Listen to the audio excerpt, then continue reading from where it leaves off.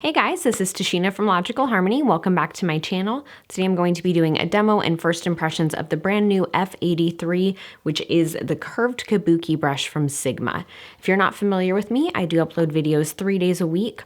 All the brands that I use are cruelty-free and all the products are vegan. If you want to learn more about cruelty-free beauty, just head over to my website, logicalharmony.net. So this brush is brand new from Sigma. It is made with their synthetic Sigmax fibers.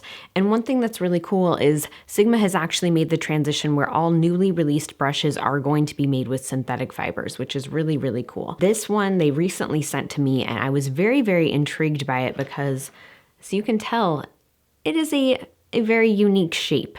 And I was very interested to see how this worked, so I wanted to do a first impressions video because I figured if I was curious, a lot of you guys would be too. So a little bit about this brush, aside from the fact that it is made from synthetic fibers. It says it's a soft, dense, and uniquely designed to hug the curves of your face when applying foundation. It says that you can use it for cream, liquid, or powder products.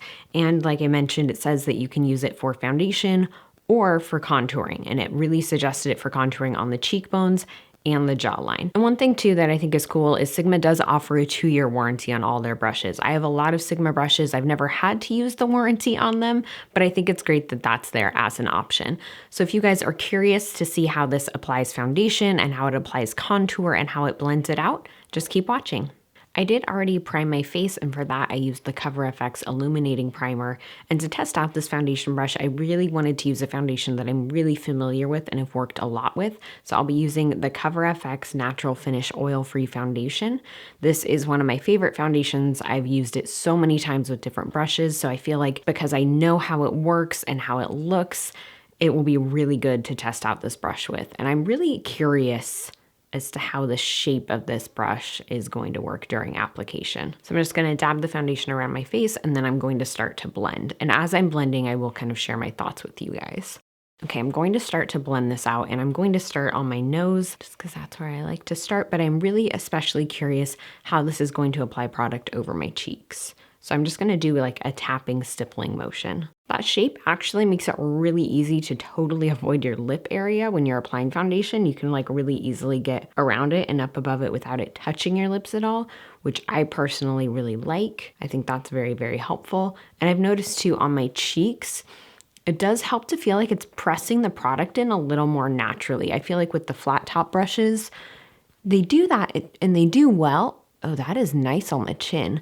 But I feel like it's really getting the foundation into spots that are sometimes a little more difficult. Like I just mentioned with the chin, I can see how this would be really good for a cream contour, to be honest. I'm gonna go ahead and do my forehead. And I feel like the product, like the brush is blending it really well. I expect that from Sigma foundation brushes in general because I feel like they do all work really well for cream products. This just seems to work really, really nicely, like as weird as it sounds with the curves of my face. I was not expecting it. I honestly thought this brush might just be a little bit gimmicky by the shape, but let me look at this foundation a little bit closer up once I finish applying it, and I think that's really gonna be the test, but I feel like I got a lot of coverage out of a little bit of product. I feel like it's applied it really well, it's blended it well, but let's look close up and that's like the ultimate. That's the ultimate test. But I felt like because this brush too, because it's so big, that just took no time at all to do my entire face. That was so, so quick and easy. I'm really shocked actually at how fast that was. Okay, so in the mirror, everything is really nicely blended. I feel like it distributed the product evenly. I don't see it sticking to any dry areas.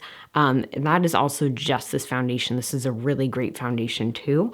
But I don't see any areas where I have patchy or uneven coverage. I feel like it is a nice, even, thin layer because I didn't use a lot of product. Yeah, that looks really nice. Okay, I'm gonna add a little bit more product because I do want a little bit more coverage, and we'll see how this goes on the second layer.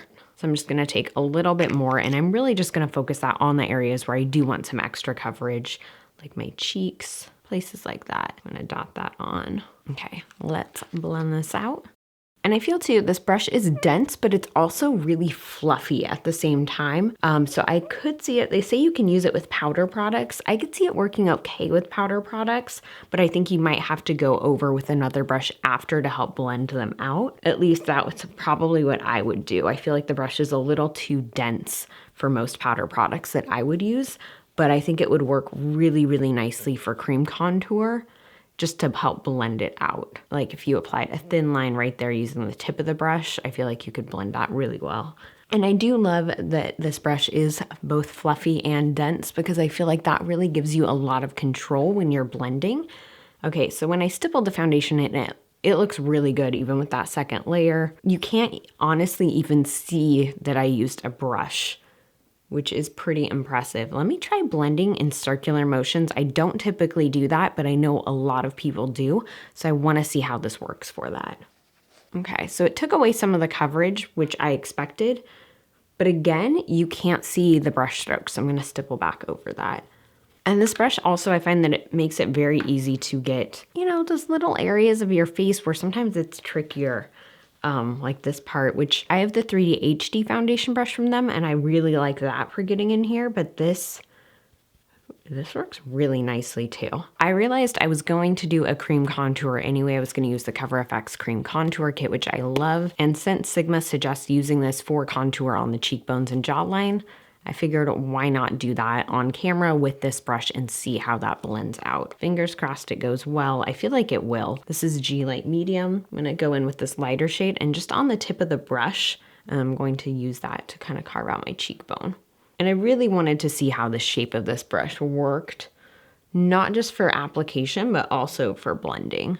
Because I'm curious if it's going to be too big for my little face. So I'm gonna go in with the slightly darker shade too. Just apply a little bit. And then I'm going to mix the two together. Sorry, this thing is disgusting, but you can tell I use it a ton. I'm gonna apply that to my jawline. And I'm not going to use it to try and like contour my nose because I feel like that would just be a disaster. But Sigma does specifically talk about using this for contour on the cheekbones and jawline. So let's see how this blends. I feel like just that application, like because these products work so well together, it already looks pretty good, but let's blend. One thing I'm a little nervous about is how narrow this is, but I don't know if you guys can see that. Let me turn my face. It makes it really, really easy to have only that part of the brush touch your face so you don't have some, you know, gigantic fat contour line. And that's pretty great. Okay, that's super easy. I like that you can do that. And then it's basically, you know, like a lot smaller of a brush and very, very focused and fine-tuned. So you can see too here, if you apply harder, if you press harder, obviously it's going to distribute it a little bit differently, but you can also use gentle pressure and the bristles aren't going to flex as much. And then up here, I'm just gonna, that is really nice for the cheekbones. And now I'm gonna do the jawline, which I already feel like just this shape naturally is gonna do such a good job with. All right, I am impressed. This shape really does hug your jawline very well. I feel so weird doing that. It really does shape it very, very nicely. It hugs it well, and I felt like for the cheekbone contour, it was the perfect shape for application, to have a really precise thin line, and then to blend it out.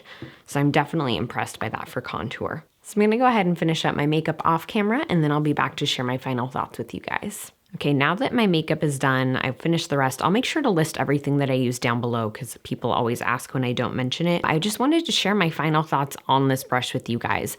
I have to say, I was pretty impressed. I thought it was a little bit gimmicky at first when I took it out of the packaging. I just wasn't sure, like, would the shape actually make a difference? So when it comes to applying foundation, I did find that similar to the 3D HD Kabuki, it did make it easier to get into some of these like tighter little areas of my face, like around my nose, and to build up the coverage there. And that's one of the places where I do need some coverage, so I really appreciated that. And like I said, I have noticed that with some of the other Sigma foundation brushes. I found that just like some others that I've used, like the F80 or the 3D HD, this did do a really good job of stippling on foundation, but I was also really impressed with when I use circular motions. With the F80, I find that that does still leave little brush strokes in my foundation, but this one didn't at all, which I was very, very impressed by. And I think it's because it's dense, but it's also very fluffy too. So I was just really happy with this brush overall. I do think it worked well for contour, but I'm not gonna lie, I wish that it was a brush I could use for contour on other parts of my face, because if this was like, you know, if I could do my entire face with a brush or like as many steps as possible, I'm all about multitasking like that. So the fact that I couldn't use it to contour my nose or my forehead, that was something I wasn't super into, but I did think it worked really well for contouring my cheekbones and my jawline. I think this is a really good brush, and I think it was definitely worth the money. I think if you have not yet invested in a Sigma foundation brush, I highly suggest starting with their F80. That's such a classic flat top kabuki foundation brush, but I honestly think this is a really, really good one too, and I would suggest checking it out as well. If you are a fan of the 3D HD, but you want something that's slightly different, this would definitely be, I think, the next one to get for you. So I'm really happy with it. I'm definitely going to keep using it. Let me know in the comments below what your favorite brush from Sigma is, and I'll see you in my next video.